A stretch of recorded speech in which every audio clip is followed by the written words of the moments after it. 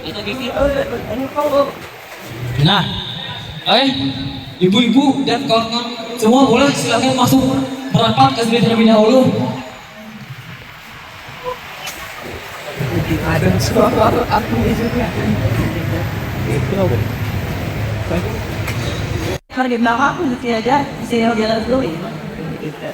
SD1 ini orang-orang hari itu dia itu banyak aktivis dan kebanyakan ikut hadisan sehingga itu sejauh kenapa boleh kopi kids mau hadisan saya sana saya tidak orang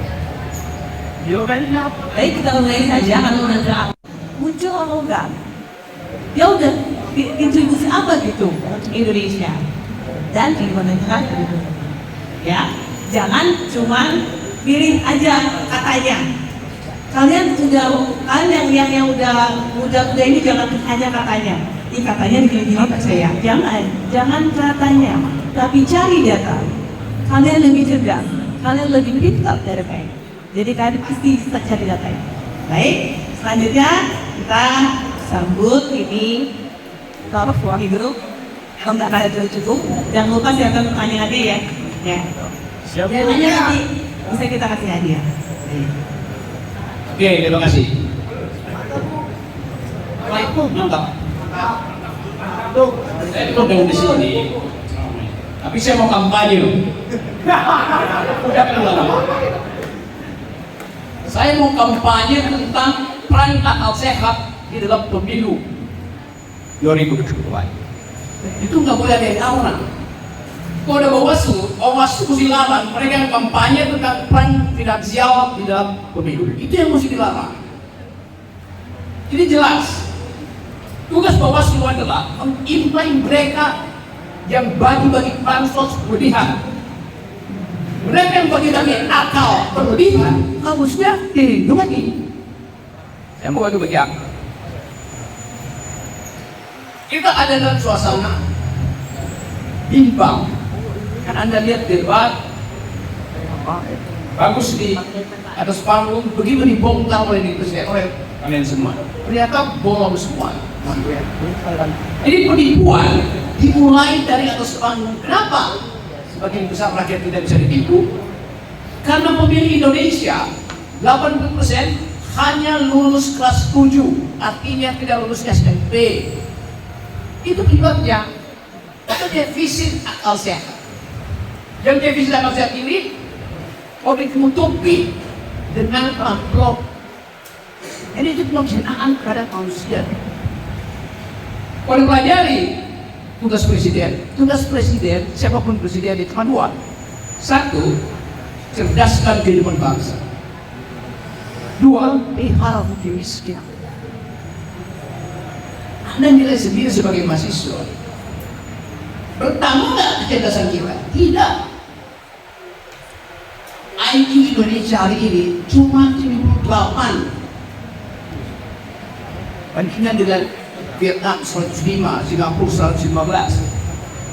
Jadi dengan cara itu kita lihat bahwa pemerintah gagal memelihara kemasukan yang dibutuhkan untuk berkompetisi dengan dunia lain. Tidak ada cara lain untuk masuk kompetisi dengan dunia selain melalui akal, maka melalui finansial.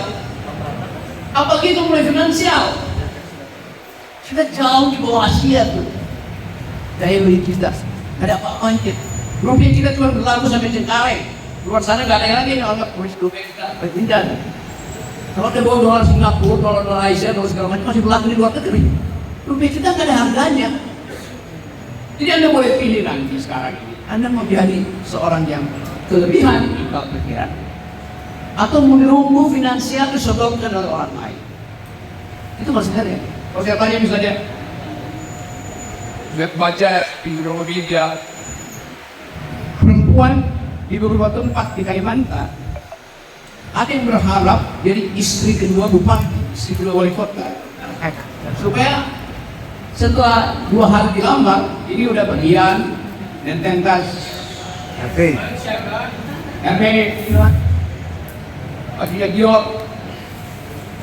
Kenapa dia ingin jadi istri kedua bupati? Harusnya dia jadi bupati. Harusnya dia jadi wali kota. sudah selesai, cara kita mau pikiran. Karena untuk menghidupkan politik hanya dilakukan dua hal, satu keberanian, dua kecerdasan. Itu yang kita inginkan. Kau jangan bilang bahwa ya hanya itu yang kita lakukan itu. Uang dari industri eksekutif Tuhan jauh. Saya kasih tahu bahwa ya, negara yang paling kaya kira-kira di awal dekade 2000-an namanya Nauru. Nauru itu adanya dekat Yusuf Ansara. Itu negara paling kaya di dunia tuh. What's mine? Karena ada tambang bauksit. 20 tahun itu negara paling miskin di dunia. Karena negara itu mau dievakuasi oleh PBB. Nauru itu. Karena tidak diolah dengan kecerdasan. Tiba-tiba rakyat itu tahu bahwa habis sumber daya itu. Ada dia ke situ, mobil mewah itu limpahan nggak ada yang mau pakai. Rumah mewah ditinggal. Penduduknya miskin sekali. Mesti disubsidi oleh PBB. Jadi Anda bayangkan, kekurangan pikiran itu artinya neraka. Kekurangan akal sehat itu artinya Anda kalau kekurangan kesehatan pasti masih neraka. Kalau Tuhan sudah bilang, gunakan akal pikiran itu. Dan dalam survei di seluruh dunia, rata-rata manusia hanya memakai 14% dari otaknya sampai dia mati. Tapi Indonesia pujian, cuma pakai 4%. Karena nunggu BLT. Itu nggak ada dari dia. Bagi dia BLT, tapi nunggu di Padang. Ya, posternya gede-gedean. Kami dari masyarakat Fajar. Kan itu penghinaan. Menerima eksposan ng budget. Jadi di tempat yang kalau saya lihat dari negara tadi, ini daerah paling hijau di Pulau Kalimantan. Kiri kanannya udah habis. Simpanan akal sehat itu berbanding langsung dengan jumlah oksigen yang diproduksi oleh hutan. Ada kegiatan oksigen di sini, kapan? Kegiatan kecilan. Jadi teman-teman mahasiswa, saya ingin kalau saya ingin jadi caleg, saya ganti KTP di Kalimantan Tengah. Buat meningkatkan IQ Kalimantan Tengah. Yang memang secara nasional pendidikan di Kalimantan Tengah masih rendah rata-rata nasional. Tapi karena KTP saya bukan dari Kalimantan Tengah, saya titipkan itu dari Nova. Itu diolah jadi kebijakan. Itu saya dorong Nova untuk jalan KTP. Wah, itu teman-teman saya. Jalan saja. Gak ada uang, ya pakai otak. Sekarang equipment, goods beneath. Kan itu soalnya itu semuanya mana uangnya, lalu yang nanti mana otaknya. Jadi kalian mulai kampanye, kalau Nova kampanye bisa ada. Mana uangnya enggak, itu Nova pakai otak. Dia akademisi, dia belajar informasi, dia tahu tentang potensi dari industri sini. Secara mikro dia ngerti sel-sel yang bisa dibangkitkan. Tapi itu perlu kebijakan dengan memimpin sendiri. Bukan dengan sekarang bisa bertanding Pak, tapi dengan memimpin sendiri. Apalagi sebagai wali kota Tawadaya dan senator. Ini halaman saya. Kita tadi ngaji dari Bu Nova. Mana konsepnya Bu Nova? Bu Nova kan bilang, kan kalian dulu saya udah kasih uang, apa yang nanya sekarang? Kalian bantah, kami tidak pernah dapat uang dari Nova, kami dapat pikiran dari Nova. Kan itu namanya politik. Jadi kita mau biasakan, seperti di luar negeri, nggak ada orang main uang di luar negeri, Anda pergi ke Eropa, nggak ada. Cara itu bagi-bagi uang, nggak ada. Anda pergi ke Jepang, nggak ada yang bagi-bagi uang. Karena mereka berdiskusi dengan konsep. Dan uang-uang itu yang mesti kita latih dari sini sekarang. Hal yang sama saya ingin Bawaslu mulai meneliti mereka yang bagi-bagi uang itu langsung ditangkap aja untuk dipermalukan. Orang yang bagi uang artinya otaknya kosong. Orang yang punya otak, dia akan tambah otaknya dengan pengalaman. Jadi sekali lagi, ajukan pertanyaan, kroyok saya, kroyok ini, kroyok Nova, supaya hari ini kita bisa katakan Kalimantan Tengah itu ada tempat dimulainya pikiran akal sehat. Dan di mana ini kita mulai? Yang di dalam kegiatan semacam India Pendidikan Kristus. Dan Ada yang nggak temu saya di atas panggung rambut kan? Walaupun saya bisa tanggung lebih banyak lagi kaleng, tapi saya nggak ingin bagi-bagi gaya di atas panggung. Jadi kalau ini begitu, satu hal yang penting diingat Tuhan, akan ada peristiwa pemilihan umum 14 Februari dan orang cemas bahwa akan terjadi kecurangan demi kecurangan. Jadi kita lihat dari hari per hari. Ada yang bagaimana Pak Jokowi diolok-olok di tempat yang tadinya mengeluhkan dia, dari keluarkan jadi olok-olok. Pak Jokowi sudah presiden kehilangan marwahnya, kehilangan auranya. Orang dia bilang kehilangan puluhnya. Kenapa Jokowi akhirnya diterjemahkan sebagai peniada uang lewat BLT, lewat amplop dan bagi-bagi hadiah? Dan lagi dianggap sebagai pemimpin yang punya wawasan seperti Bung Karno yang dia ceritakan. Ini yang membuat kita atau saya gitu merasa bahwa ini Indonesia akhirnya didangkalkan oleh si pemimpin sendiri. Ini faktanya begitu.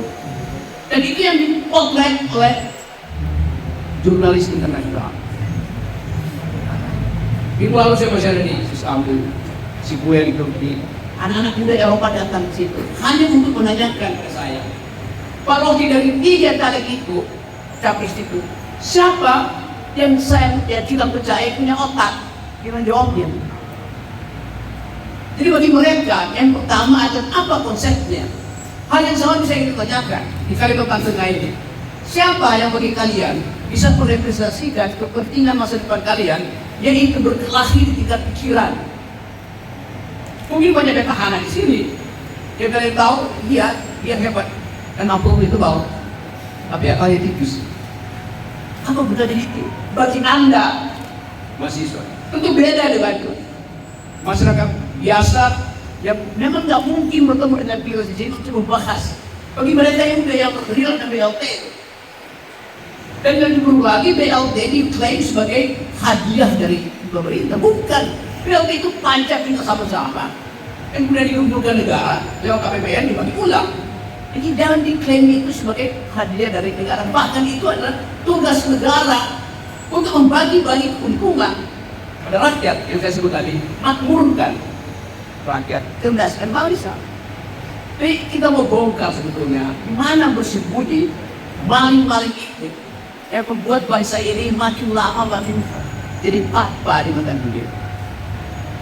Tadi indeks korupsi di Indonesia baru diucapkan lagi. Kita sekarang indeksnya 30. 30 artinya dari 100 orang Indonesia hanya 30 yang jujur.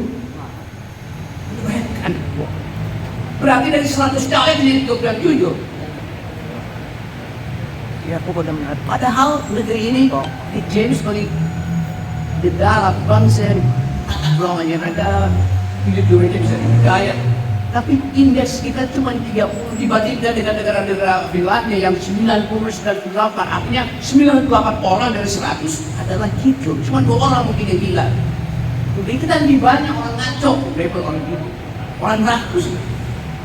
Itu yang namanya efek dari politik finansial, kerakusan pendahulu kecerdasan.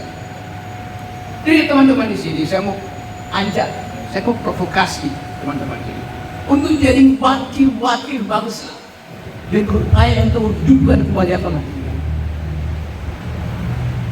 Keadaan itu yang membuat kita tidak boleh ragu orang. Ada dengar Presiden Jokowi bicara tentang bonus demografi 2030 buat apa bonus demografi? Per hari ini ada 60 juta pemuda Indonesia menunggu lapangan kerja. Ekonomi tumbuh 5%. Setiap pertumbuhan 1% ekonomi, dia menyerap 400.000 lapangan kerja. 5% artinya cuma 2 juta yang diserang. Terus yang 58 juta itu mau kemana? Jadi polis lagi, jadi maling. Jadi kalau orang ngomong kita periksa dengan akal, apa mungkin Pak Jokowi bonus demografi kalau pertumbuhannya cuma 5%? Apakah 5% itu fungsi dari negara? Enggak. Standar di mana-mana 5% itu tumbuh tanpa intervensi negara. Itu biasa aja. Anda beli warung kayak kalau ditunggu, Anda naik gopi kayak kalau ditunggu, Anda dalam singkong kayak kalau ditunggu. Gimana? Sudah negara di situ. Jadi kalau cuma 50% itu ada kebutuhan yang disediakan oleh alam sosial kepada Anda. Anda piara kambing, ekonomi tumbuh. Negara tidak punya peran kalau ekonomi cuma tumbuh 5%. Ada peradaban negara semua. Itu pertumbuhan akibat sebulan. Orang beraktivitas ekonomi. Tapi kita ingin ekonomi tumbuh buat izin misalnya. Gimana caranya?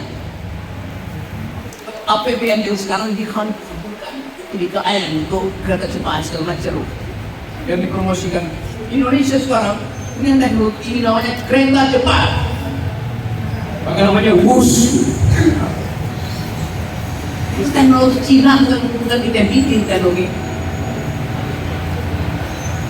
Kita pernah mencapai puncak penguasaan teknologi ketika Habibie menjadi presiden, yaitu N258. Kita nggak pernah bikin pesawat sendiri. Itu mana lebih susah bikin pesawat atau bikin kereta yang hanya penghayat doang? Kenapa dipromosikan kereta? Kita nggak pernah punya teknologi super canggih fly by wire, kemampuan untuk mengatur keseimbangan sayap pesawat. Pesawat terbang itu rumusnya ada di rancangan sayapnya, bukan mesinnya. Mesinnya pakai mesin modern itu bisa terbang. Tetapi sayapnya itu hasil kreasi anak-anak Indonesia di PTN yang sekarang ada banyak kepada mereka cari di Lockheed, cari di Seattle, produk bumi, cari di Airbus Prancis, itu anak Indonesia itu.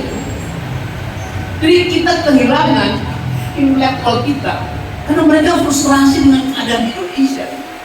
Namanya brain, otak kita pergi ke tempat lain. Kita ingin kumpulkan ini teman-teman mahasiswa yang mau bersusah payah berpikir tentang negeri. Tapi itu ada satu syarat, ada kejujuran dari kita. Kalau Anda disebut mahasiswa, ini kesempatan Anda untuk mengolah bangsa ini supaya tidak tenggelam, kalau tidak diapungkan yang sampai tenggelam.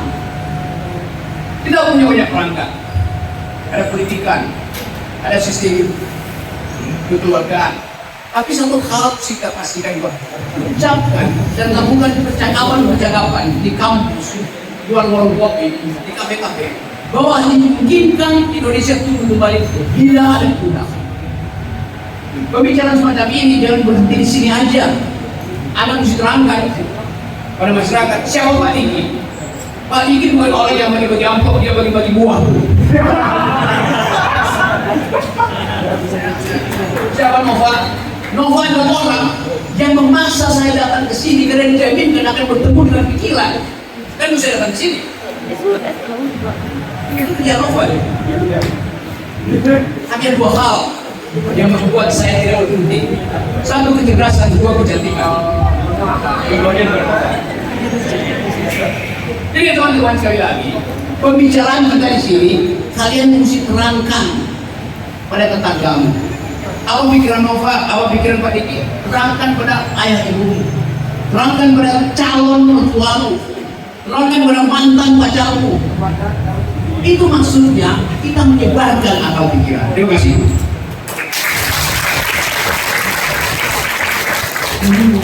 Seru ya, main TV ya? Sama-sama. Lebih greget, lebih keren, gimana?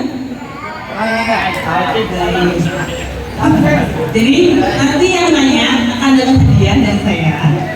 Itu produk saya, jadi produk Alken. Jadi kalimat nontonan ini itu saya akan potensi alam. Dan tugas saya adalah mengolah potensi alam itu menjadi produk yang berkualitas dan semuanya masyarakat yang menikmatinya. Nanti akan kita dibagi ya sabun, ada sabun sama bawang daya. Jadi bawang daya sekarang udah jadi effervescent. Tahu effervescent ya? CDR, kayak Redoxon tahu? Yang diseluruh lalu sendiri. Nah, nanti akan dibagi. Yang secara fundamental pendidikan ini adalah hal yang paling penting karena permasalahan kita di Republik Indonesia adalah permasalahan tentang pendidikan. Adalah APBN kita untuk pendidikan itu kurang lebih 10% setahu saya. Koreksi kalau saya salah. Tapi hari ini desa paling jauh yang saya datangi di Kalimantan Tengah, anggaran mereka membangun sekolah itu dari Australia, kawan-kawan. Saya masih punya fotonya, masih ada bukti pembangunan sekolah itu dan dananya dari Australia. Di sini kita membukti, ini negara kita membuktikan dana APBN yang dikelola oleh pemerintah itu tidak benar-benar mencerdaskan kehidupan bangsa. Saya yakin hari ini kawan-kawan semua yang berkuliah belum tentu kawan-kawan mendapatkan beasiswa. Banyak hari ini beasiswa yang kemudian diberikan oleh pemerintah kepada orang yang tidak layak mendapatkan beasiswa. Sepakat kawan-kawan? Dan hari ini saya tidak melihat caleg manapun yang mau bicara pendidikan di Kalimantan Tengah. Saya tidak menemukan caleg manapun yang berbicara soal pendidikan. Maka hari ini mungkin saja nanti Pak Dikia bisa membicarakan soal pendidikan yang untuk Kota Palangkaraya, Kalimantan Tengah, peduli soal pendidikan yang ada di Kalimantan Tengah. Kemudian saya mau mengkritik lagi karena ini persoalan tadi ada yang soal sambil mohon maaf kalau saya mengkritik di sini. Permasalahan agraria di Kalimantan Tengah 80%, saya katakan 80% karena yang saya hadapi dan saya demokan, saya aksikan di Kalimantan Tengah itu permasalahan agraria dari sisi sawit. Namun hari ini Bapak menerima uang itu juga dari lahan sawit, karena sawit sendiri yang menghasilkan cangkang.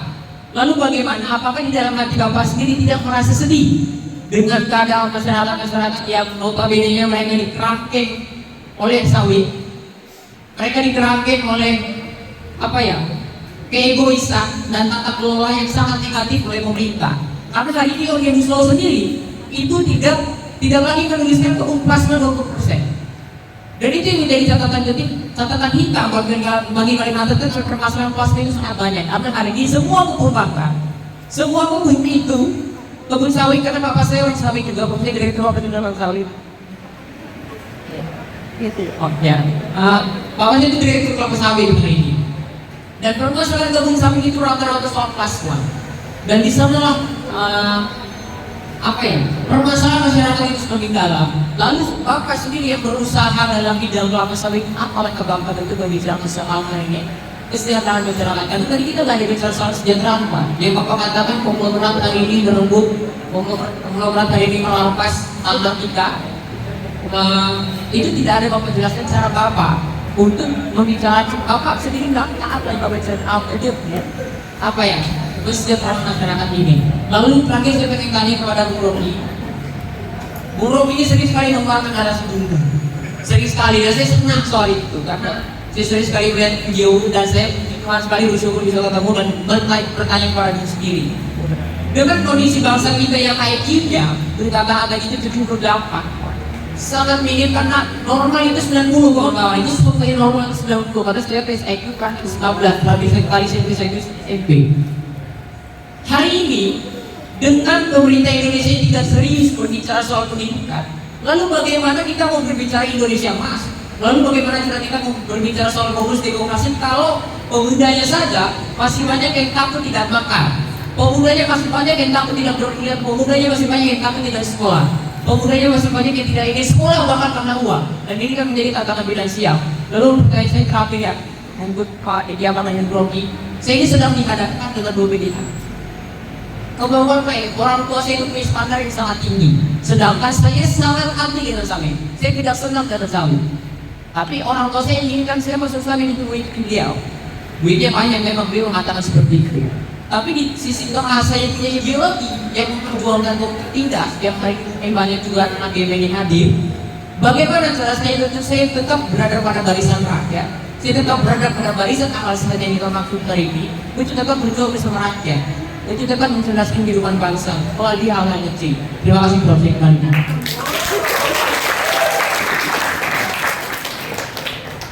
Atas artikel 119. Tanda 119. Baik. Harus tinggi tidak tahu apa berasal jawabnya. Beliau ada elegance. Oh yeah. Ya, sudah. Ya. Wah, ini saya senang dengan jawaban kami menguntungkan saya. Jadi begini, siapa itu namanya siapa tadi? Enrico. Enrico, kamu buka Google, kamu tulis nama Diki Akbar, apa yang saya buat untuk memperjuangkan masyarakat sawit. Kamu bisa lihat di sini. Ya, saya adalah orang yang cukup keras sebagai ketua asosiasi untuk memprotes kebijakan negara soal sawit. Saya bahkan pernah dipanggil disuruh bikin surat pernyataan permohonan maaf karena saya bicara di mahasiswa di Kalimantan Timur. Saya mengatakan bahwa kebun sawit ini akan merusak sistem pertanian di Indonesia. Oke, pertanyaan pertama adalah soal pendidikan. Ya, soal pendidikan. Saya tahu benar bahwa dasar daripada suatu keberhasilan suatu negara adalah pendidikan.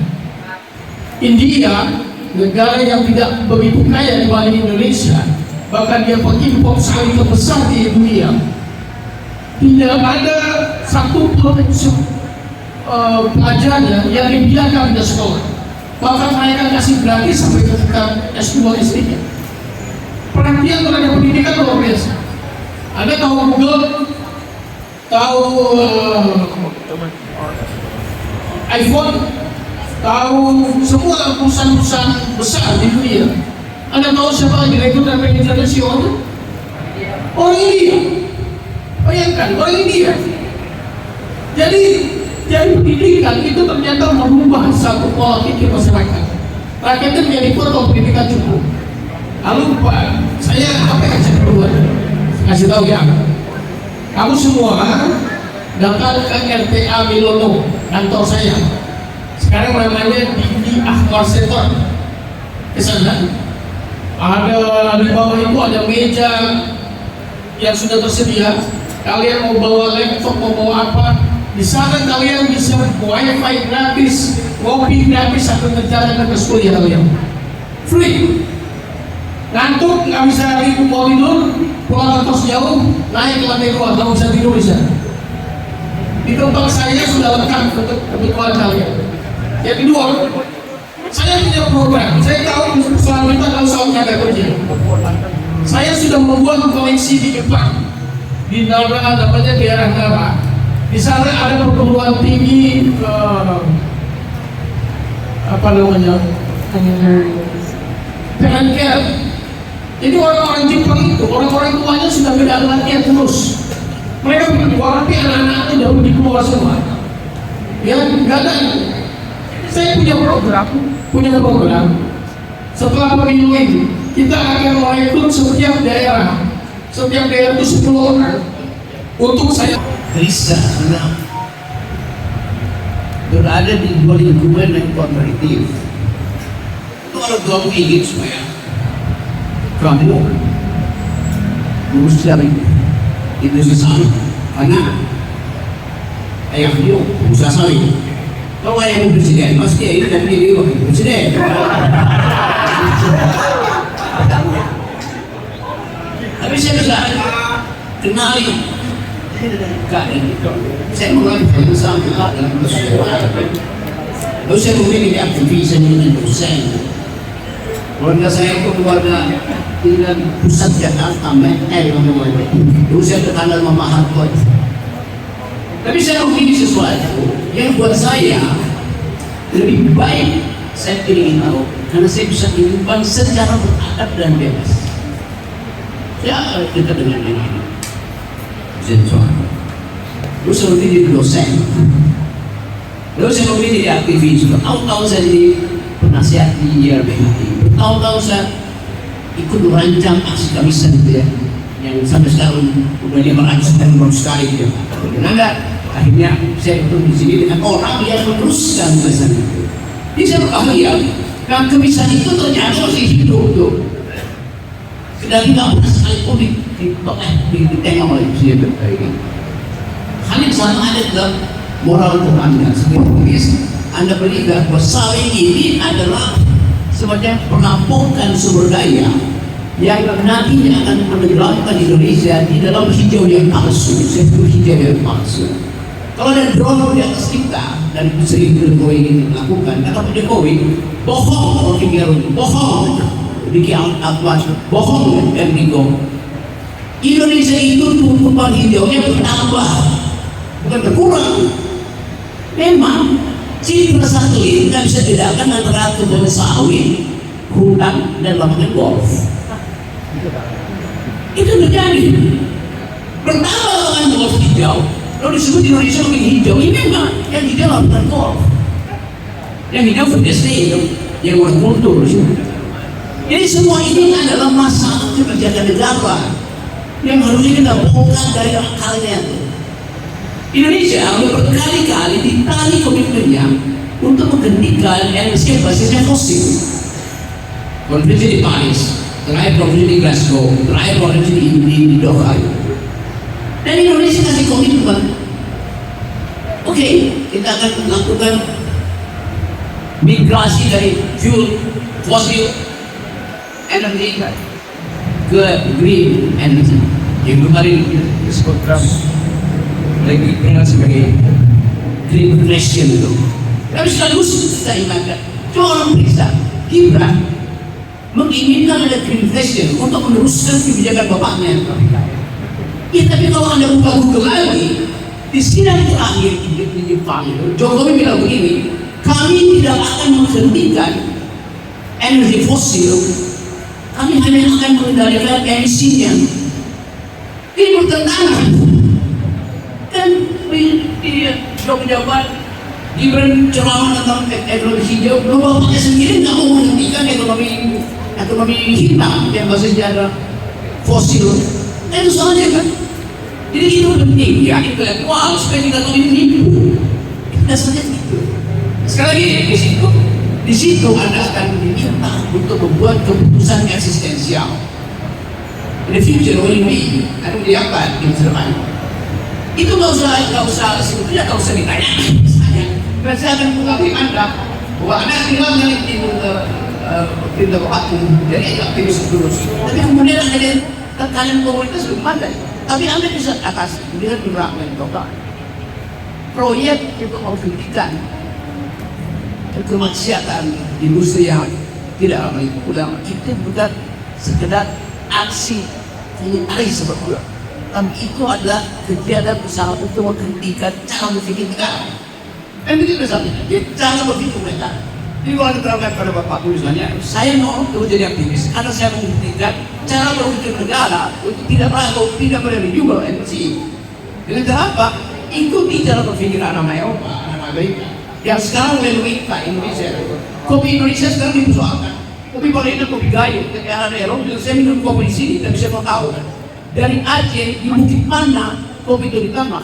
Di Bukit nomor 10. Bukit nomor 10 itu tadinya kelapa sawit atau hutan berket yang jadi tanaman kopi. Intai sampai situ kerja.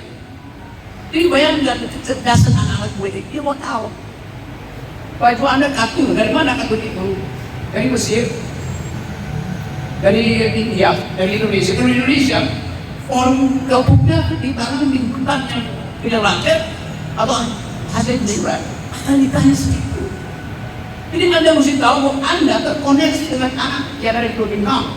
Anda terkoneksi dengan anak yang lagi riset di Seattle. Jadi itu yang kita maksud. Kita bangun supaya Indonesia bisa dihadapkan pada persoalan global. Jadi kita lagi untuk NKRI harga mati. Ya masih mati NKRI. Kalau menjaga kita. Kita tanya nasib planet, lagi nasib bangsa. Itu Petrobat adalah konsep anak muda seluruh dunia. Anda ada di Palangkaraya, ada pasang Instagram Anda, yang ada di Brussel misalnya, pasti Instagram Anda. Dia kontak Anda. Saya punya baju, saya mau tukar dengan Anda. Kiri-kiri apa aja. Suatu waktu seluruh mall Eropa yang tutup. Dan sekarang mulai terjadi, mall itu nggak ada dihadiri anak muda. Mereka menganggap membeli di mall itu artinya musuh lingkungan. Beri itu terutama aja.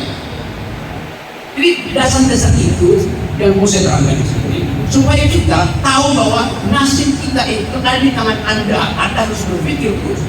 Dengan cara itu kita hentikan politik finansial yang sedang menyogok dan membuat kita tidak berpikir. Fungsi uang hari ini adalah membuat Anda tidak berpikir, itu masalahnya. Saya tidak menafikan uang, tapi fungsinya mencegah orang berpikir.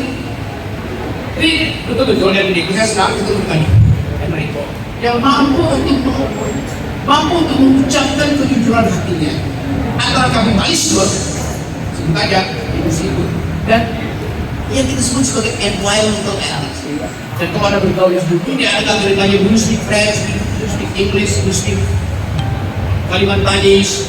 Orang tanya, do you speak environmental ethics? You speak gender equality? You speak feminist legal point of view? Itu semua adalah new grammar of the future. Itu yang saya maksud, kita pilih pertarungan finansial atau pertarungan akal sehat. Tanpa saya tentukan, Anda sudah memilih, kita di sini mau bertarung dengan akal sehat. Finance itu adalah fungsi material kita. Tapi kita mau digoblok-goblokin oleh orang kaya. Kita tak mau digoblok-goblokin oleh orang yang merampas kekayaan saudara. Jadi sekali lagi, itu juga terkait dengan sistem pendidikan. Tadi di Jepang, anak pertama itu, sekolah pertama dia diajarin tentang Bushido etik, etika Bushido. Etika yang sangat keras. Yaitu kepatuhan pada tradisi, tapi bukan untuk mengambil, tapi untuk memperlihatkan dimensi kemanusiaan. Di Tokyo, barang bagian dari mobil yang nggak pernah diganti sampai mobil itu rusak, namanya klakson. Karena nggak pernah dipakai klaksonnya. Karena orang langsung tahu dia menyeberang dari dia. Ini orang menyeberang, kan bilang orang apa ini jauh besar. Dari sini kita tahu kita tidak ada. Di sini yang paling sering masuk dari itu klaksonnya rusak dulu kalau dipakai terus. Ada bikin bisnis itu. Di Jepang klakson itu nggak pernah dipakai. Karena geraknya orang yang betul-betul silakan. Jadi itu dasar. Itu di Jepang, di Prancis anak SD itu diajarkan pertama kali tentang konsep keadilan. Diajarkan apa itu revolusi Prancis, egalite, fraternité, liberté, kesetaraan, kebebasan dan persaudaraan. Semua orang Prancis ngerti apa artinya kemanusiaan yang adil dan beradab. Karena itu pemerintah Prancis nggak bisa menutup diri menampung orang asing di situ. Karena soal perintah peradaban, masa perintah konstitusi. Tampung siapa yang mendapat suatu di situ. Tidak tergantung pemimpin siapa, kalau sekali pemerintahan yang rasistis itu. Sama seperti pemimpin baru Belanda yang anti Islam, bahkan yang tutup Islam sebagai agama di situ kan. Jadi banyak hal yang jadi mereka berbeda. Tapi sekali lagi kita percaya bahwa pikiran-pikiran yang baik di situ, yang berupaya untuk disediakan semacam peradaban baru ini, semoga yang 2020 sudah kita kalah dengan kebanggaan dalam kegiatan di dalam upaya untuk memperoleh pemimpin yang dulu. Tapi kita mau supaya setelah itu ada lapisan baru teman-teman ini. Dan kalau umur saya berikut sukses saya revolusi yang ini betul-betul memimpin Kalimantan Tengah dengan fondasi etik yang kuat, dengan kecerdasan yang perhatian. Hanya itu yang kita inginkan. Dan kita mau supaya ada tatapan internasional yang melihat Indonesia yang berpikir. Kalau sekarang orang yang melihat Indonesia sumber daya alam hebat, tapi otaknya kosong, hari itu cuma kita tipu, mulai dari iklan, sawit, mais, segala macam. Batu-bara ini dibayar. Sama seperti ada di perdebatan soal apakah Elon Musk pakai video apa enggak, cekcok di hari-hari cekcok hasil perdebatan cawapres, cekcok apakah Elon Musk pakai itu. Yang tahu yang Elon Musk pakai apa itu cuma 4 kimia Meksiko, 4 kemis gitu. Yang nggak mungkin dia bocorin. Ya karena mungkin kita baca-baca gimana pasti kita baca koran, oil apa pakai nikel, oil apa pakai nikel. Tetapi research energy itu adalah research rahasia yang susah untuk ditembus bahkan oleh wartawan yang paling pintar. Karena itu adalah investasi besar dengan kemampuan intelektual. Kita nggak tahu sudah lagi kan mau menentukan emas pakai nikel. Terus air padahal nggak kita pakai hidrogen. Terus selesai hidrogen mungkin 2 jam kemudian si analisnya bilang kita ganti karena hidrogen masih susah untuk dipastikan kapan aja. Maka kita pakai nuklir, lebih berbahaya tapi lebih persisten. Jadi semua hal yang kita bicarakan kalau nggak kita tahu secara intelektual kita dibohongi oleh capek-capek kita. Jadi itu penting ya berteman di sini. Saya berteman dengan Niki karena saya kenal dia, dia berani, dia penting. Saya mau Pak, karena dia cukup, maka saya tempat di sini. Jadi saya akan menemani Anda juga kalau ada menyalek di sini, siapa yang menyalek di sini? Kemudian Dewan Penyalek ini nyapres atau wakil presiden. Pasang nama saya di sini. Saya jadi tim sukses Anda.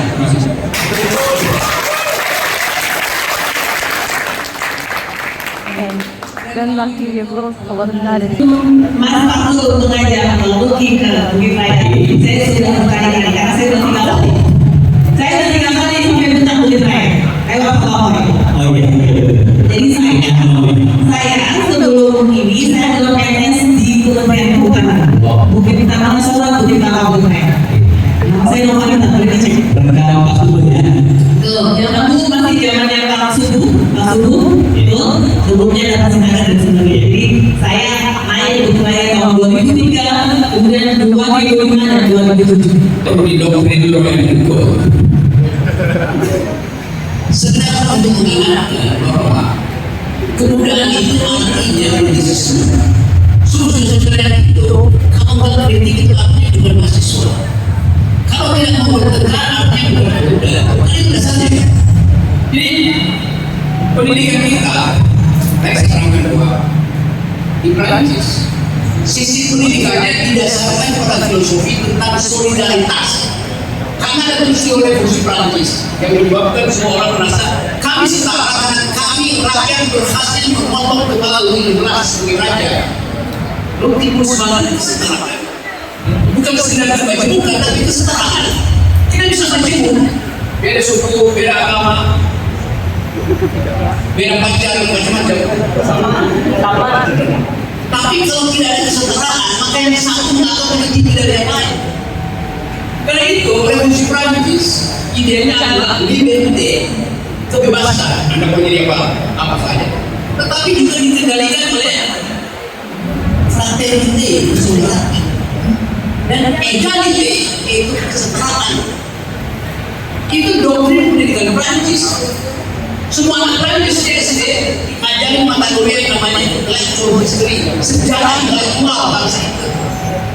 Kita mesti juga begitu di Indonesia. Sejarah intelektual kita itu luar biasa. Dari Sumpah Pemuda sampai 98 sampai Kesepisan itu sejarah intelektual. Tapi dibatalkan oleh Mahkamah Konstitusi dengan mendoakan seorang pemuda perlu selesai.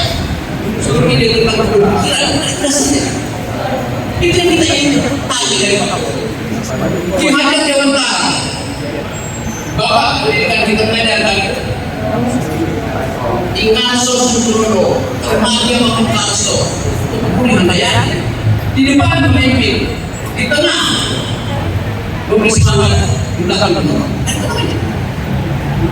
Rejim Jokowi berubah, Ingaso Sundoro, remaja maupun dinasti, kemudian Cawe-Cawe. Dan kita mengingatkan bangsa ini didirikan oleh pikiran, pertengkaran itu berdasarkan konstitusi itu 30 hari, 70 hari, 90 hari pertengkaran soal konsep negara. Dan kita temukan akhirnya itu kan dimengerti bahkan oleh Profesor di kabinet. Tak ada yang paham. Jadi betul kita mesti belajar sendiri. Dan belajar artinya menggeleng, bukan menanggung. Jadi kalau tidak provokasi, jadi Anda setiap hari menggeleng pada dosen, menggeleng pada kekuasaan, menggeleng pada wali kota, menggeleng pada anggota DPR, supaya timbul dialog, timbul dialog. Kalau ada pengalaman, artinya ada yang berbeda. Tugas masyarakat menggeleng, mengatakan tidak, supaya timbul dialektika, timbul. Jadi berani menggeleng. Sekarang kita sempurnakan pertemuan hari ini dengan mengucapkan silakan kesepakatan menumbuhkan Indonesia nggak harus didekati oleh pemerintah, tapi sedang kita sekarang. Kepastian itu mau saya lihat nanti mungkin setelah 2-3 tahun sekarang kita melihat oke, itu akhirnya yang pemimpin yang berupaya untuk memastikan korupsi.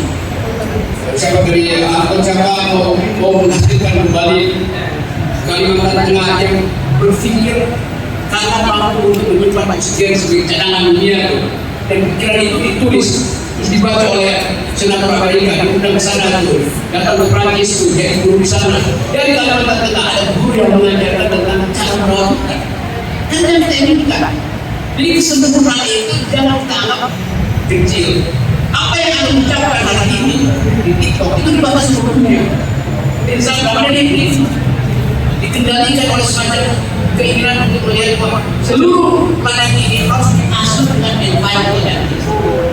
Mulai dari sini dikatakan nanti kalau Pak Diki jadi calon legislatif, jadi legislator mewakili Kalimantan Tengah, tadikan pada Pak Diki, jadikan Kalimantan Tengah kota yang ada universitas yang materi kuncinya adalah environmental ethics. Seluruh universitas yang ada di sini, dan orang melihat bahwa ada tahun ke sini, ada kemampuan berpikir tentang masa depan kita, bukan sekedar masa depan yang kaya dan masa depan nanti. Anda bayangkan misalnya fakultas lingkungan di sini ada mata kuliah filsafat lingkungan, itu satu Eropa pindah ke sini, belajar di sini masih. Dan itu mesti ada dengan semacam ini. Apalagi kalau Novel jadi Belanda Raya, separuh dari fasilitas Belanda Raya dibuat di universitas untuk menyerap perhatian yang itu utama-utama. Kalau bukan menurut data itu seluruh dan namanya infrastruktur kita itu dalam begitu. Orang melihat sangat mereka percaya, dunia percaya bahwa Kalimantan Tengah akan jadi sumber pengetahuan baru tentang nasib planet. Jadi kita ini itu tugas saya ini.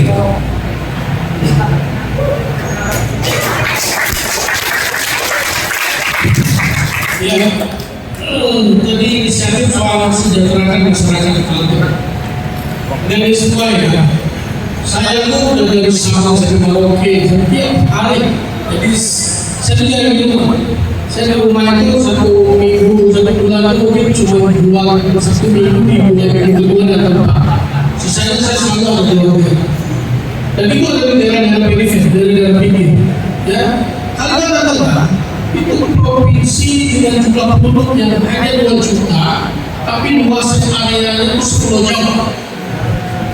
Jadi kalau bayangkan negara dari seluruh Kalimantan Tengah ini kami punya Sulawesi, APBD-nya itu 1,8 triliun.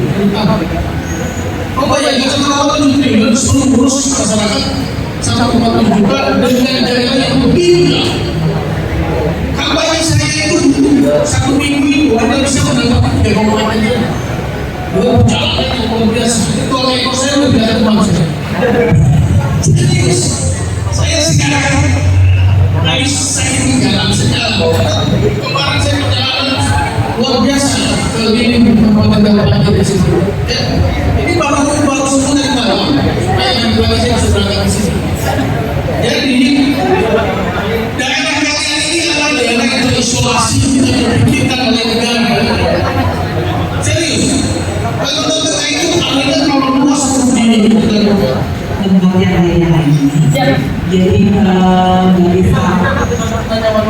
Oh gitu. Oh iya. Baik sendiri. Saya di CNI, saya kita semua dia bawa mereka dan beberapa yang di sini.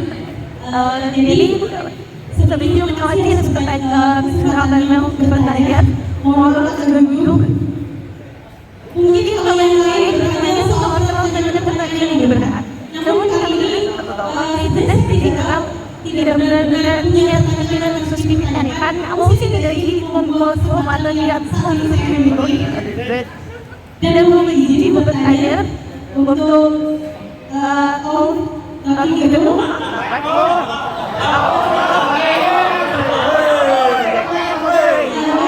Jadi tadi dengan curangkan ketinggalan kami membuat dalam kecuali lagi itu bingung kemudian nanti ada sangka saya ini ternyata tidak bayar tadi ada di bawahnya kedua kalian Agustus bingung kami terlibat bahwa kami pembuatan coba menunjuk ini dari kontrol pemerintah namun saya tidak setuju benar itu karena sebenarnya lagi kita tidak banyak menghindar cukup yang berbeda dari segi ada jabatan itu yang terkait sama mungkin karena kemudian mana kemudian yang dia mau yang tinggal untuk usaha dokternya adalah untuk menggunakan ini kemudian yang kedua membuat teman Tawag sa kasi yung pagkatapos magandang alam din araw. Pagkatapos makikinig din kung makikinig ini.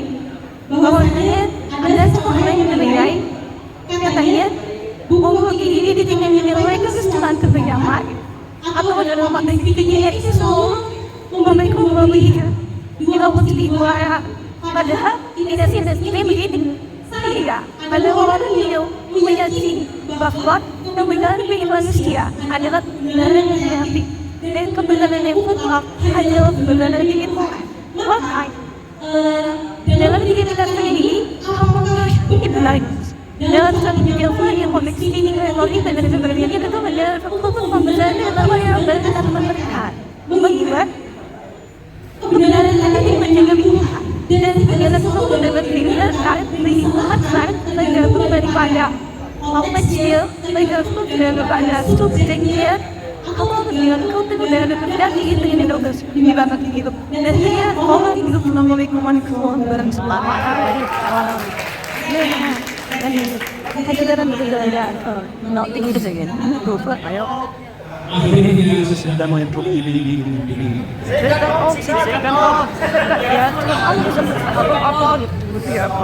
Saya mulai besok. Setelah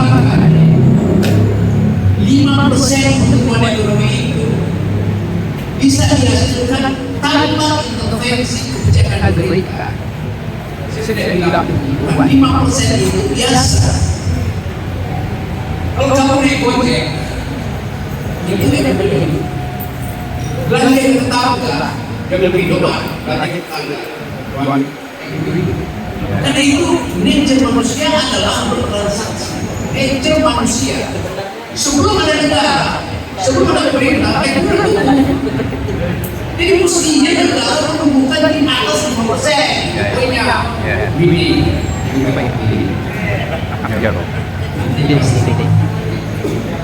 Jadi sekali lagi yang ekonomi dimaksudkan untuk melihat dalam keadaan normal tanpa campur tangan pemerintah justru ekonomi itu yang bahaya campur tangan pemerintah menurunkan ekonomi yang terjadi sekarang.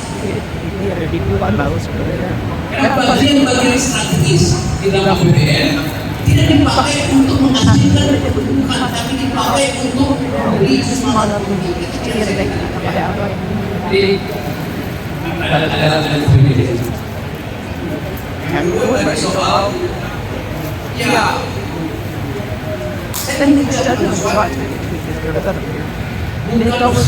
bukan atas hasil ijtihad.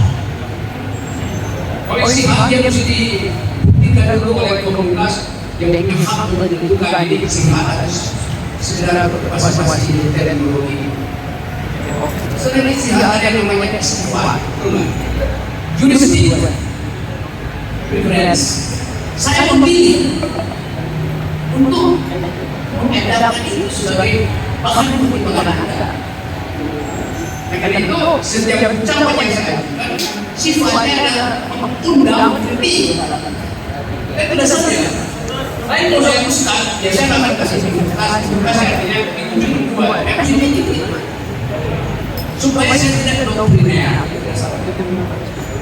Jadi kalau kita ada dalam argumen, mestinya kita kasih kesempatan argumen kita dibatalkan. Itu dulu. Kalau saya membenci argumen yang tidak dibatalkan, itu artinya saya sudah membuat sendiri. Pikiran hanya disebut pikiran. Kalau ada yang ingin dibatalkan pikiran, kalau skripsi dapat A, tapi tidak efektif. Dan benar seperti itu. Demikian pula untuk tes misalnya tebal, kenapa balik 3 kilo sedikit seluruh di dalam perkara itu tapi tidak ada satu yang membaca bukan yang bukti dan benarnya. Jadi pikiran itu hanya disebut pikiran kalau ada yang kritik. Kalau Anda sedang berpikir artinya Anda minta diganggu pikiran Anda. Kalau berpikir yang tidak ada diganggu, artinya Anda sedang berdoa. Berdoa tidak boleh diganggu, berpikir harus diganggu. Oke? Ini nama dalam Indonesia. God is continuous. Wait.